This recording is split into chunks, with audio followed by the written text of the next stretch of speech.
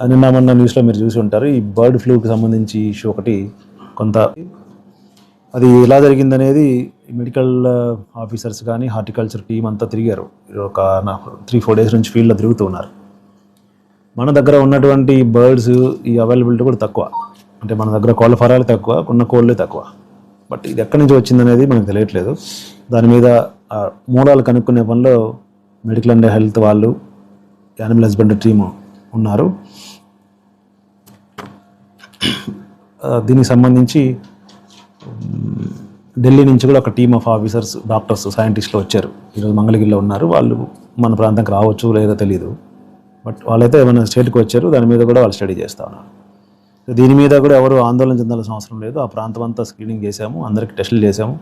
ఎవరు కూడా పాజిటివ్గా నిర్ధారణ కాలేదు, అందరూ నెగిటివ్ ఉన్నారు. ఎవరికి సింటమ్స్ కూడా లేవు. మరి ఆ పాపకి ఎలా వచ్చిందనేది కూడా మనం ట్రేస్ చేస్తున్నాము. ఏదేమైనా ఏమైతే ఇన్సిడెంట్ జరిగిందో దాన్ని దృష్టిలో పెట్టుకొని కొంతకాలం కొంచెం అప్రమత్తంగా ఉండవాలని మీ ద్వారా ప్రజలందరినీ రిక్వెస్ట్ చేస్తూ ఉన్నాను. ఆందోళన చెందాల్సిన అవసరం అయితే లేదు. కొంచెం శుభ్రంగా, హైజీనిక్గా వండుకొని తింటే ఏ ఇబ్బంది ఉండదు.